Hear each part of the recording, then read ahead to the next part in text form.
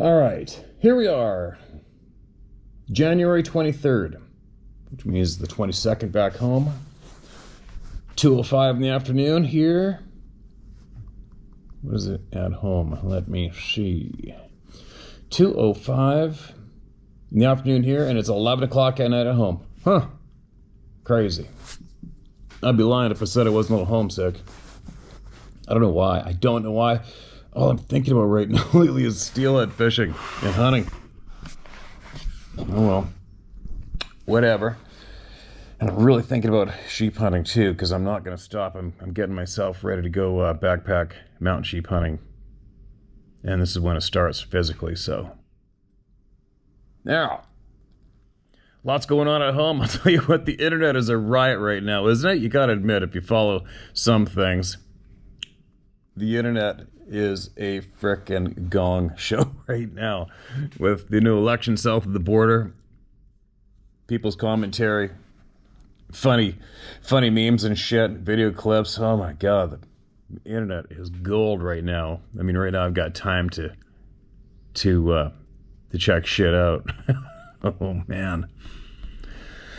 What else? I guess I am a little jealous of the U.S., my friends and family south of the border. I mean, God, if I was sitting around when I am going to sit around and have beers with my brothers in the south, they're probably going to start picking on me saying, hey, aren't y'all in that country where they got tampons in the boys' bathroom? Right? Shit. Anyway. Here we go. I'll bite my lip. What do I mean bite my lip? I never bite my lip. I just want to get to hearing some people. What do we got? I don't know. I'm going to read this. I think I'm going to mark this as read. This is titled Government Teaching Garbage. Huh, doesn't sound new. Good evening, sir. Happy New Year, and I hope all is well with y'all's vacation. Please do not use my name and refer to me as Animal. I thought you'd find this interesting. Last year, my daughter was watching PBS. It is funded by contributions from viewers, government allocations, and I'm sure through private contributions as well, and started watching a new program, Nature Cat. And as you would expect, a cat and his friends talk about nature and science. I was a bit leery of the program for other reasons, but let her watch it because she enjoys nature. Then, sometime later, she mentioned Bigfoot. My ears perked up, and I asked her, what are you talking about? Where did you hear this? And she said from her show, Nature Cat. Of all the nature and science facts and information the show can talk about, and they selected Bigfoot. Like the biggest red flag to any common sense person that is a knower. And of course, they are debunking the typical facts of Bigfoot. Such a creature doesn't exist, it isn't true, etc. I thought this was just ridiculous and hilarious, and I asked her politely, she is the admiral of the house, so I must respectfully request not to watch that show, and thank goodness she obliged. She is now 6. Back then she was 5. Since she was a baby, I do my best to tell her the truth about everything, and I told her in due time I will explain many things about these people and other things. I thought I would just drop you a note, letting you know. I hope you both enjoy y'all's vacation, and safe travels back home. And a huge thank you to you and Sarah for all the donations to the kids. My daughter is really happy that you're all doing that, and we will continue to support y'all. May God Almighty bless you both, Ruby and y'all's family, and family with plenty. Very respectfully, Animal. Okay, man. Oh. All right, I got you. I got that message to me too, and I appreciate you, man. Appreciate you big time. Sounds like you're raising them right to me. And thanks for the heads up. We all know what's going on main TV, right? Television. Haven't seen it in years. This next email is titled, A Very Close Encounter. Steve, thank you for what you're doing, as there are many people out there who are searching for answers. The story I'm about to tell absolutely happened, and it has haunted me almost daily ever since. I'm a 51-year-old police sergeant, having been in law enforcement for 25 years. And prior to the police work, I spent 4 years in the U.S. Army Infantry having served in the mountains and jungles of Central America during the 1980s. I fought in the invasion of Panama, and I spent 13 months in Fallujah during the Iraq War. I'm very experienced with weapons and tactics, but none of that was any help to me during my encounter with this creature. Not many things frightened me, but what I saw in the forest of Vermont in the summer of 2011 scared the shit out of me. A good friend of mine owns a cabin on a ridge in the northeast kingdom of Vermont, where I spend a lot of time over the years snowmobiling and riding quads. On many occasions, I've been in close proximity to moose, black bear, and deer. I'm very familiar with the different creatures in the forest, and what I saw that morning was like nothing I've ever seen before. And what I'm about to describe is difficult for me to put into words, as I have no rational explanation as to what happened. One morning before sunrise, when the landscape outside is gray and the shadows are dark, I leaned over the bed and pulled back the curtain of a window so I'd be able to tell what time it was by the amount of daylight. And as soon as I pulled back the curtain, I was face to face with what I immediately knew and recognized to be a very large, dark-colored Sasquatch. In my mind, I said to myself, holy shit, it's a Bigfoot. This Bigfoot was standing 2 feet in front of me, and it was massive. It had a very large head sitting on very large shoulders, and it had no neck. And for some reason, I was unable to maintain eye contact with this thing, and my visual focus was somehow diverted away from its face. I found myself staring at its right shoulder, and the 2-inch gap between the creature's shoulder and the windowsill. I almost immediately began to get a very strange feeling in my head. It was a feeling as though I was inside of myself, like I was inside my own head, and I was screaming in terror, like no fear I've ever felt before. And at the same time, on the side of my head and neck was the closest to the creature, I felt a type of a warm/tingling sensation. I tried to come up with a better way to describe how it felt, almost like it was electrical in nature. I remember thinking that this thing is putting me down, forcing my head down and away from it, and I had no ability to stop what was happening. I had a loaded .45 Colt Auto within arm's reach from where I was, and it never entered my mind to reach for it. I was completely at this thing's mercy. After briefly feeling the electrical sensation on the side of my head, I can remember nothing else.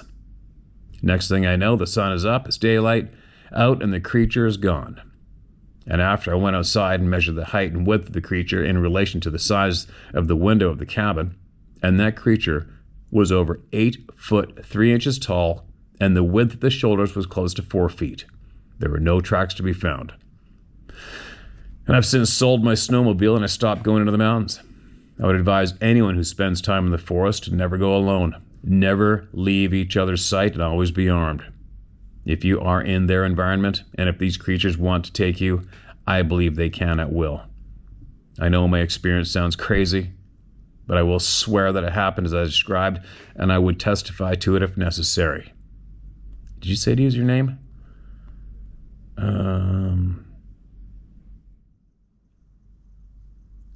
Okay, you didn't say not to use your name, right?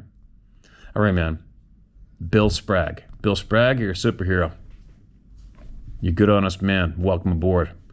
I'm glad to be shoulder to shoulder with you in the club and no return, my man. I believe you. I don't doubt you for 1/100th of a second. And there you go. Another one, right? And how do they do that to our brain? Well, it must have been infrasound. Yeah. All right. Moving along. I appreciate you sending that email, man. I hope you get back out in the woods. I hope you go anyway. Just go with your sixth sense, which you are well aware of, the sixth sense for sure. What my long-term buddy and FBI friend told me. Hi, Steve. I wanted to write to you to tell you a short story about what one of my best friends told me that changed my life and began my awakening over 20 years ago. You know, it's too bad more friends of ours in those fields don't come forward with all of us with honesty more often. My friend and I grew up together. We were closer than brothers. And after college, we both went down different career paths. He went into the FBI and became an agent and has been for over 20 years. One day, after he'd been at the bureau for several years, we were sitting at his house having a beer and talking shit when he looked me in the eye with a look I've never seen before. The look was both serious and fearful, and I had never seen my friend fearful. He said these exact words, quote, "If you knew what was out there, you wouldn't leave your house," end quote. Perplexed, I said, "What did you say?" And he said, "You heard me." And I said, "What do you mean by that?" And he just looked at me, and we never spoke of it again because I knew he wouldn't tell me, or he would tell me in his own time. And to be honest, it freaked me out. But later I realized that what he said was a gift. And at that moment, he cracked the shell of a world full of lies and deceit. And this began my education and awakening. Please don't use my name, as I don't want to compromise my friend. And thank you for what you do, Steve. The world is waking. All right, man. I appreciate that, sort of. It kind of leaves me going, well, come on, throw us a bone. You could have thrown us something. Something in what you spoke with your friend about. Anything. Anything at all that you think can help the people. Throw it down. If you feel like it one day, throw it down, or ask them what you can throw down, and maybe this is a test to see if they'll keep your name anonymous or not. I don't know, but I assure you, anybody who writes in and says, "Don't say my name," I don't say it. If they say, "Don't share this," I don't share it. This next one's titled, "Bigfoot Encounter and the BF blah blah O," is what I refer to that organization. Hi, Steve. I, too, like Suzanne Current, in May of 2014, attended my first and last Bigfoot convention in Salt Fork State Park in Ohio. Oh, it was impressive at first, but after getting into this topic more, I realized what was really going on there. There are some very good speakers, such as Sibylla Irwin and Bob Gimlin, but for the most part, the rest of them were basically full of fluff and nonsense. There was plenty of stuff you could buy at the vendor tables, and lots of people had stories, but there was still something missing. And at the time, I couldn't figure out what it was, but soon figured out it was the truth. Mostly what I got was a lot of hype and commercialism. What got me there in the first place was not actually a sighting, but prints I found on my farm in February of 2013. The weather had been harsh, so harsh, in fact, that I was unable to turn my horses out for days. We had weather like you get. Temperatures below zero, high winds, snow. The barn doors actually froze shut. When there was finally a break in the weather, I was surveying the barn and turnout area to see what kind of ice and snow I was dealing with. And as clear as the nose on my face, I found these giant barefoot human prints near the barn. I did take pictures of them the day they were discovered, and the following day before the prints melted or were disturbed. Those pictures are attached. And as I said, I did not actually see a being, but stumbled upon those tracks, totally freaking me out. I couldn't believe what I was looking at, and got an incredible eerie feeling. What in the world would someone be doing in this weather in bare feet? You see, where I lived, sold the farm 3 years ago, was flat open farm ground. There were a few clumps of small wooded areas spread out about the countryside, but for the most part, it's totally flat ground that you can see for miles. It would be difficult for someone to sneak around unless they did it at night. Okay, so I told my family about this when I discovered the tracks. They didn't really make fun of me, but didn't know what to make of it either. So I just tucked it away in my memory and didn't really talk about it anymore. However, when going to the barn, especially in the dark, I was very much aware of my surroundings. And during this time was when the show Finding Bullshit was on. And I certainly didn't take that show as gospel, but I did like hearing people's encounters. The hosts of the show were another story. In addition, I was doing more reading on the internet about this subject, and finally in the fall of 2013, I connected with that organization. I figured they would just blow me off. Within a couple days, I received a phone call from a local, quote, investigator, end quote, that wanted to come to my farm and hear my story and see where I found these tracks. It was subsequent to their visit to my farm that I was invited to attend the conference at Salt Fork for the following spring. and I must admit, I was quite excited to do so. Blank Blank was at that conference, and since he claimed to be such an expert at tracks, I thought I would show him my pictures and get his professional opinion. Ha ha ha. All I got out of that was a picture taken with him, LOL. I think I read this. Sounds familiar. After that conference, and after more years of hearing credible people's stories and using my own brain to sort this out, I'm totally convinced, like you and so many others, that someone does know the truth.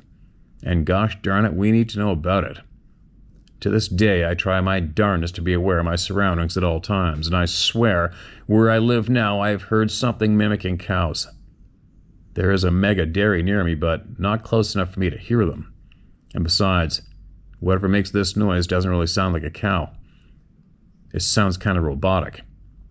Anyway, thanks for taking the time to read this, Steve. I know you're a very busy man. We appreciate your efforts immensely. Thank you for standing up, representing us, and getting closer to the truth. Feel free to use my name. It's an unusual name. First name pronounced like the old lava soap, and the second name like Ride an Hour. Hope this helps. Thanks. Lava Ridenauer. T-A-V-A. But you said pronounced like the old lava soap.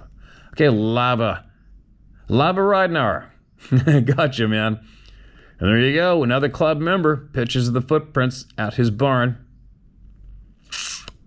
They look kind of familiar. But whatever. There's hundreds of thousands of people here.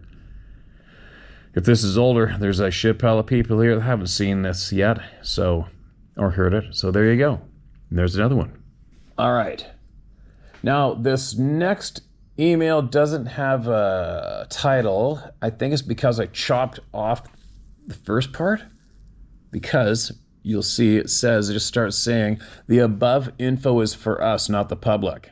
Below is for the public if you wish. You can hide the location if you want and tell the rest of the story.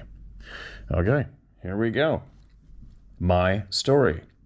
The location is at the parking lot of mile 1. Okay, hold on a minute.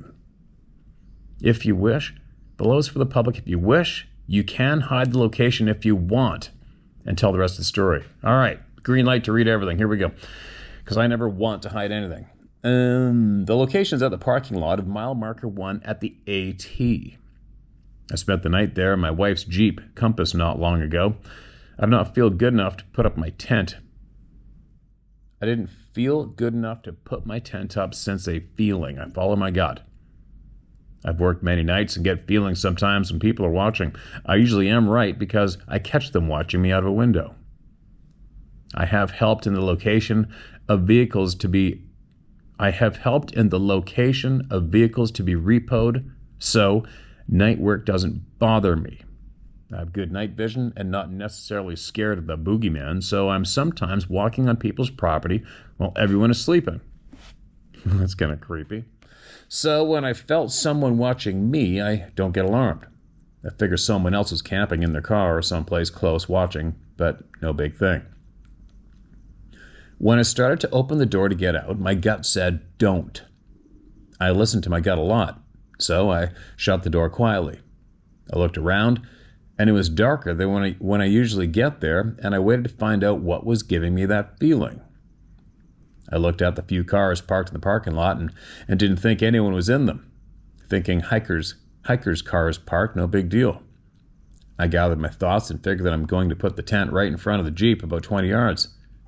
I've been at this location a dozen times. Again, not scared, just making sure the gut feeling was incorrect. I start to open the door again, and the feeling comes again. A flood of feelings. Don't go outside. This time, I know that it's only my gut, but this is more of a feeling to stay put. I crack my window to listen. I hear things, but I have no idea what it is. I should be able to hear normal night wood sounds. Instead, I hear something step one step at a time, very slow steps.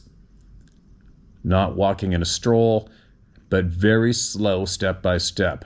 I would say 5 seconds between each step. I can't say if the thing that was stepping had 4 legs or 2. I don't have enough knowledge to know if some animals would do this. Take 1 step at a time to be careful. I know humans do. I stayed awake for most of the night, just listening, thinking it may be a person out there.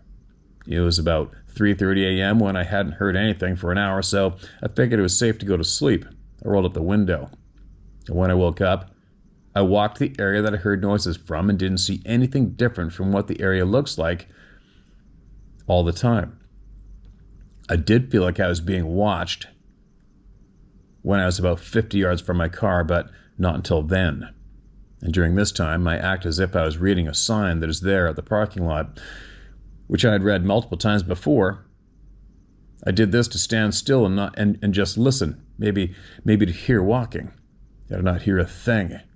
And this is when I realized this place is way too quiet. No effing birds, no squirrels, no nothing. I knew to get in the Jeep. I was never that alarmed in the streets, ever. And I know what I felt and heard. Thanks. Okay, a lot more people in Indiana and Georgia know me by that than my real name. You can use either name. F them. All right, Jeff Ziegler. Zig. Gotcha, man. You know what it was. It doesn't sound exciting for people who think they are here to be entertained, but that's not the point of this channel, is it? When somebody writes in about a feeling, one thing you got to do is think about it for a second and realize, wow, that must be one hell of a frickin' feeling to make somebody knee-jerk and email us here, right? Now, what do we got here? This is looks like a long one. I'm going in. Not marked as red. Alabama Sasquatch encounter. Hi, Steve. I recently started watching your videos and thought I'd share with you what I believe was a Sasquatch encounter I had. A few people believe me, but most don't, and since you know they exist too, I thought it might be interesting to add a story from a part of the country I don't really hear about being well known for encounters. I apologize for how long this is. I'm sure there's some unnecessary details in here, but I'm just trying to give enough background to what happened. There's actually quite a few sightings in Alabama. In the summer of 2018, I went to west central Alabama with an outfitter friend of mine to help guide hog hunts. He was leasing around 5,000 acres of property near a large river, mainly thick timber and swamps, with a few small food plots and fields for the hunters to sit on. That's all you need in that state. Especially, 5,000 acres? That means there's, 5 million hogs in there probably? It was about as BFE as you could get in there with the closest town. I think he meant remote. Typo. It was about as blank as you could get there. The closest town was close to an hour away. I was the Skinner. So pretty much every day we had clients. I would be up until around 1 a.m. butchering that evening's kills and then dumping the carcasses in the quote graveyard end quote back in the woods for the buzzards and coyotes. A few weeks into the summer, I started noticing that a few carcasses were disappearing completely in a matter of hours. Okay, that's really, really weird because I've shot a shit pile of hogs in Alabama and they rarely even disappear. Usually by 11 a.m., I would be dropping off the morning hunt's carcasses.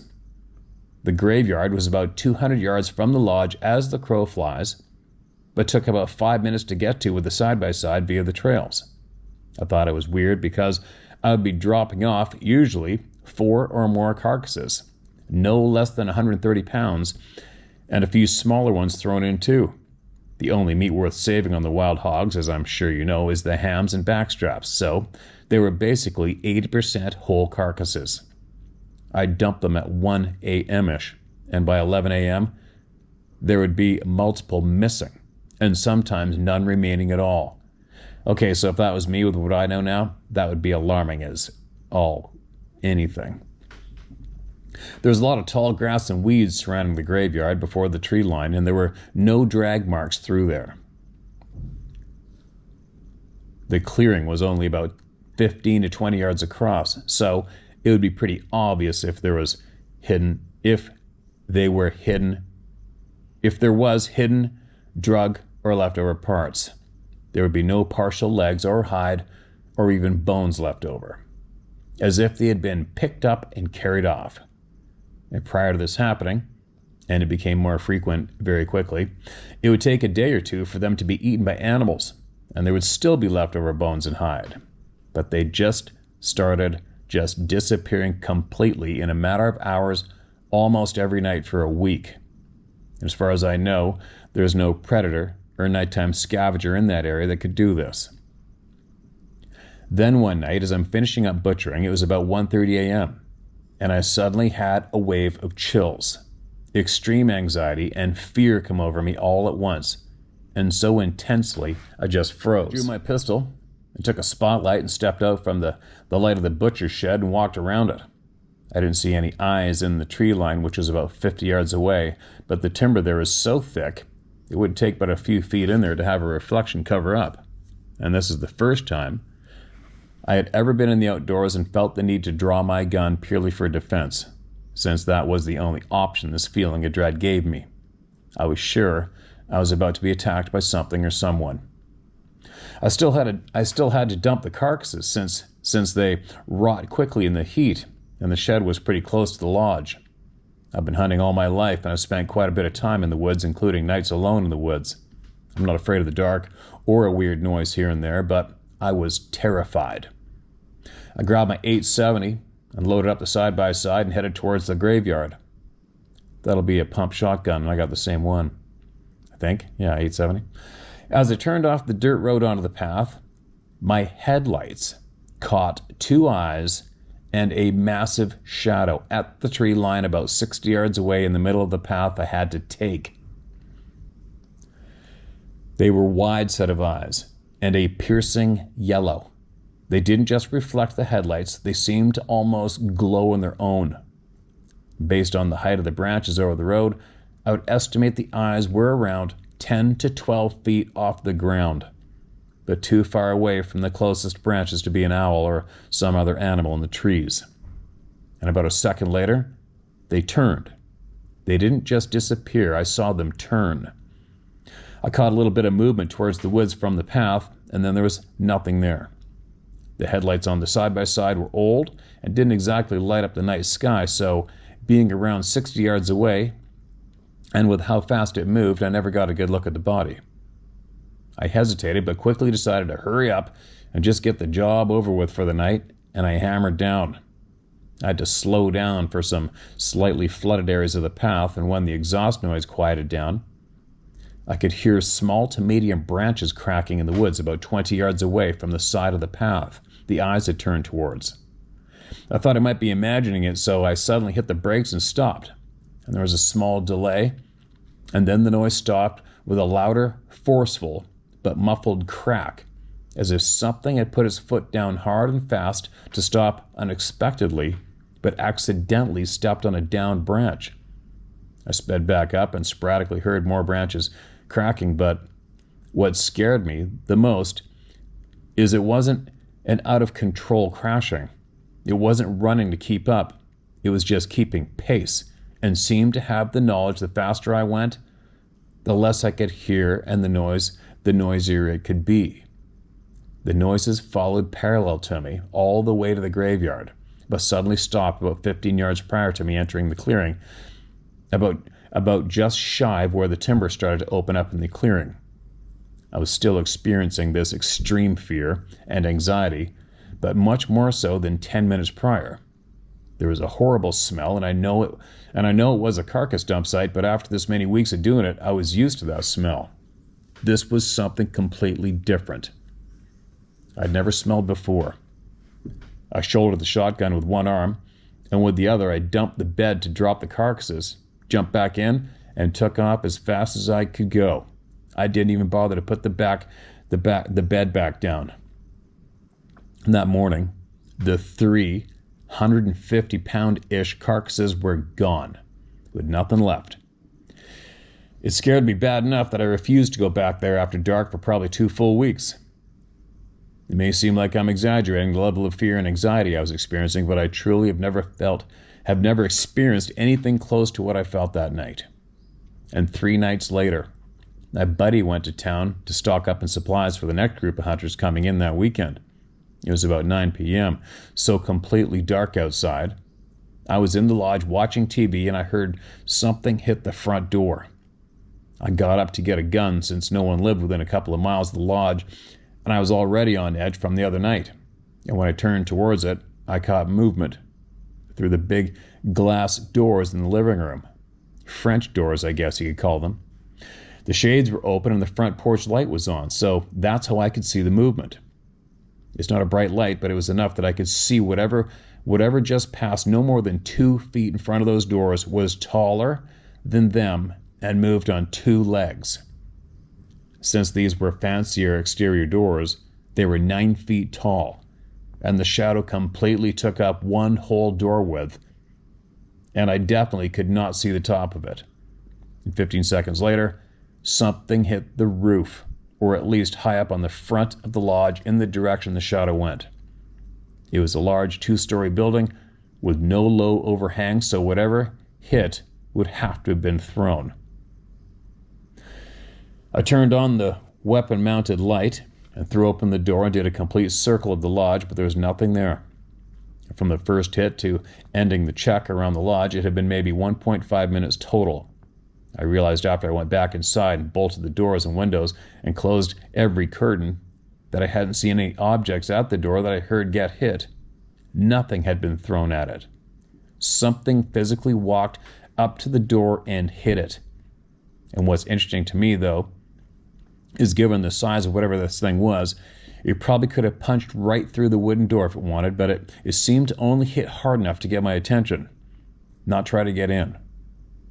I don't know why it didn't attack me or try to get in the lodge. Given the size of the shadows I saw, it would have had no problem getting in the lodge whenever it wanted or ripping me apart out in the woods while dumping carcasses. It almost seems like, for whatever reason, it just wanted me to know that it was out there and had been watching me. I don't know if it thought I was the dinner bell or what, but the only times I ever had these and other related experiences that summer, I was by myself. It never happened when the outfitter or any clients were on the property, as if it was only interested in me.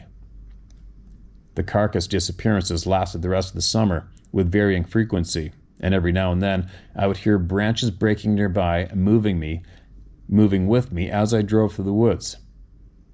I never was hit with a wave of anxiety or fear or uneasiness to the level I first experienced, but I definitely did experience all those at once, multiple times, just at a lower intensity.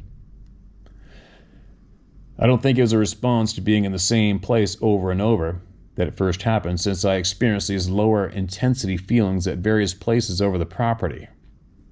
I'd occasionally smell that horrible stench, but I didn't have any more encounters as nerve-wracking like I did that week. It's not the most interesting story, and it's pretty long compared to all your other stories I've watched, but if you feel like it's worth sharing, I don't mind. It hasn't kept me out of the woods, and I still love hunting, but that place is definitely on my never go back to list. Thank you for your time. I hope there wasn't too much unnecessary information in there. It's great to see someone finally taking a realistic approach to this topic and just simply sharing stories everyday people have. Keep doing what you're doing, Sam. Holy shit, Sam, that's pretty freaking creepy. Pretty creepy. I was right there with you while I read all that because I've been down there and in the woods so many times in Alabama. It's crazy. And that would be creepy. I mean, I've gone out there by myself with the electric buggy, with the headlights off, with just thermal scope, thermal handheld scope, and thermal on the rifle, bombing around the backwoods road and private property, thumping hogs. And man, I'll tell you what, when you look away from that thermal and it's just pitch black and you hear all those noises in the night, there's nothing. There's no way you can't not think about the possibility of seeing one of these forest people there, right? Not me anyway. And even when you do finally come across, you're scanning with that thermal and you can't see too much. Sometimes you see an armadillo or a mouse bouncing across the road, or you look up in the trees, you can see all the small birds roosting up there. And all of a sudden, boom, when you see those hogs, they're just those great, big, bright, white animals almost right in front of you. And it kind of makes you go, whoa. So And I just couldn't imagine what it would be like. And all you guys and gals that have experience with the thermal scopes, you know what I'm talking about. Could you imagine? You're down there doing whatever you're doing, coyotes or hogs, and you swing that scope, and all of a sudden you see something of this description in that scope signature, heat signature, looking at you. Ooh, that'd be something else, right? That'd be something else. You know, I was down there, it's a property, my friend's hunting property down there, Greene County, this one time, and they had a trapper there. He was cleaning up raccoons and beavers, and we went to go check on him, and boom, he knew exactly who I was. He was all happy to meet me, and we shook hands, started talking. He said he had watched all my trapping videos. The wolf trapping really interested him on the internet, and he couldn't believe he was meeting me in the middle of the woods. Imagine that, if you were a fan of somebody's YouTube channel from Canada, and you're in the deep south in the middle of the woods, and all of a sudden that same guy comes walking up behind you. Right? But anyway, he told me that he had a bag full of the droppings from one of these people, and due to finding 17.5-inch footprints in a bean field in Alabama, 6 foot stride, and he said it took the biggest dump he'd ever seen in his life, and he actually took some samples and had it in a bag. That doesn't interest me, not at this stage. The DNA's been done a bazillion times, right? We're past that one. Should be. Most everybody should be past that by now. Yeah, Alabama. Remember last year before I got my eyes infected, I was making a video about a swamp, and I know I heard a tree knock last spring. I didn't say anything about it. Whatever, it is what it is. But I know I heard that. I heard either a big limb pop or a tree knock, whatever it was. I heard it. And they had that friend of mine. They got 6,000 acres, I think. Now we were remote there. Holy, lots of hogs, shit piles of hogs,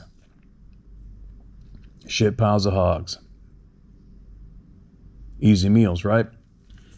Picked up and gone. And I've shared with everybody here before when I dropped that 600-700 pound dead domestic hog, and I had to use a towing strap, a vehicle towing strap, and I backed out to the edge of that bank off that old deactivated logging road up the Squamish Valley, and I backed up, and this is only about a kilometer away from where we went and found that we went and investigated that spot where that guy sent the picture of that gray face beside the stump, and there's a tooth of a canine on top of that stump. Remember that? It was only a kilometer from there. And then I backed up to that bank, that steep bank with sporadic 2 to 3 inch new growth alders and stuff growing off the bank, and then dropped down into bigger timber. But anyways, I reached out with that tow strap, hooked one end onto my bumper, went out to the next biggest tree I could find over the bank. I don't know, probably an 8-inch alder or something. And I looped it back and tied it onto the back feet of that hog. That's the only way I was getting out of my truck by myself. And then I drove away, which obviously pulled the hog out of the box of the truck and down the bank. And then I had to back up again to get the strap off my ball hitch. And then I had to go down there and get it off the hog. And there is no way on earth you're getting that sucker up that bank. No way. And then it just disappeared. Picked up and left. Not a scrap of meat left, not a dropping from birds, nothing. Something picked it up and carried it away. Didn't go up the bank. The only way to get that sucker up that bank would be if you used a tow truck. And that's it. And the ground was all soft. It was on a hairpin turn going up the mountain. Over that bank, there's no way. You couldn't even drive in there. You couldn't even park your truck without me or somebody else knowing that another vehicle went parked there with that soft ground right there too. Anyway, and then I think it was the following spring or summer, even late summer, a guy I know posted the skull of a hog on Instagram and said they saw it mountain biking. And I think they were 2 miles away or something. 2 miles away. There's the skull of the hog. They found it in the forest floor. So random. And then I messaged him right away. Where did you find that? And then he showed me, and it was right there. Anyways, I'm babbling away. But there you go. More voices heard. More coming to be heard. It's endless. And I'll be back tomorrow.